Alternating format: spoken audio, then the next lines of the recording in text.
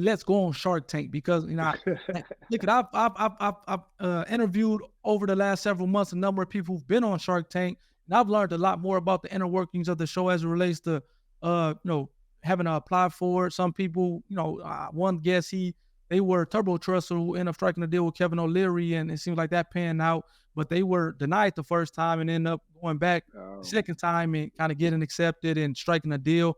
Then I had, like I said, the gentleman yesterday with Paddle Smash. He was on the show, and he actually was different because he was at a trade show, and it seems like one of the producers of Shark Tank reached out to him to say, "Hey, apply."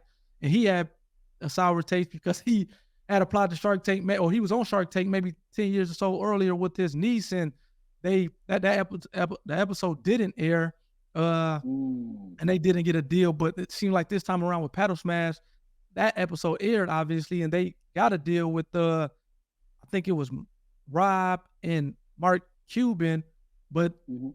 the deal, which again I found out a lot of those deals who maybe a deal on TV doesn't necessarily come into fruition, which okay, that's cool. So what made you kind of say, okay, let's go on Shark Tank and try to get Uh, the investment for it? yeah, I mean, of course, the show in itself is going to expose your business. So like that's honestly the main point to being on the show, being able to get that publicity with your business. It's something that we are very honored and blessed to be able to go through that process. So the decision to go on Shark Tank, that is funny you mentioned it because everybody's story is different. Even I guess even the entrepreneurs that we were on the same day and saw them on stage, some of them were like, "Hey, I applied a year ago. I applied 2 months ago, and like they found a way there." So ours was very interesting. So the timeline of that. Well, first off, we're a tech business. Um, you really don't see a lot of tech companies on Shark Tank. You see them here and there. They're spotted into the different seasons, but you really don't see a really internet-based companies on Shark Tank. So it was something that I was when we started applying to it. I didn't think anything of it. I just was like, you know what? Let's just apply and see what happens. And then we applied, and then they said, "Hey, can you create a video?" And I was like, "Oh, okay, cool. Like we can create a video," and we created a video. Then it started to just kind of keep going further and further. And they're like, "Wow, this actually, man, I would say like about a month and a half, or maybe up to a month before we actually went and filmed. We were like, hey, this we actually made it on.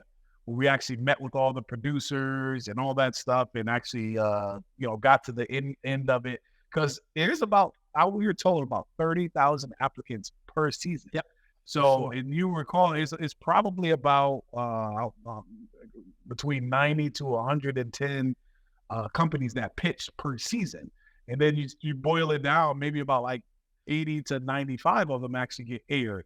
So like it really boils down to like something that like you don't the probability gets lower and lower as the season gets closer to filming. So the decision to go on there was really expose ourselves. Of course, try to land a deal with an investor. That was one of our main goals. There's kind of a backstory on our investment. We we haven't raised much money. I invested most of the money into the business just to kind of get things started, and I've had success with other investments and other companies I've been a part of.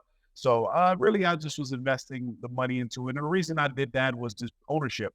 I want to make sure that, and we talk about equity. I want to make sure that the things that I'm working on, I'm going to be majority owner of them, and I have ownership of them because you never know where things can take off and where things will go. So going onto the show, having we didn't really take on. We had, like I said, a very earlier friends and family round of funding. So going onto the show, we really did want investments. We really wanted to land an investor to be able to help grow the business. So those were the two factor elements of the exposure, and actually getting investments and landing a deal was something that that was something our goal of. And then you talked about the aftermath of being on the show, the due diligence process. So we were able to land with Mark Cuban and Michael Rubin. So Two like billionaires. Yeah. To be able to the due diligence process that we had to go through on the show, it's long. Yep, It's long because they're going to nitpick every single thing to I've make heard. sure not only what you say on the show is real, but also the other things that you believe your business is going to, go down that path, a successful path. They're trying to figure that out, just like any investor. Yep, They're trying to make sure that what they're investing in is something that's going to be successful. So be prepared for that. Any entrepreneurs raising capital, make sure you have lawyers to go over the terms. I've heard horror stories about Shark Tank and some deals that happen behind the scenes and some things like that. So like just make sure that because at the end of the day, it's your company. Like you right. can make a decision on what you want to do and how you want to move forward with things. So, but you do want to make sure that you have the right representation in order to somebody that's going to benefit you and have your back. Right. So, making sure that you have that is extremely important when going through not only with the sharks, but like any sort of investment in general.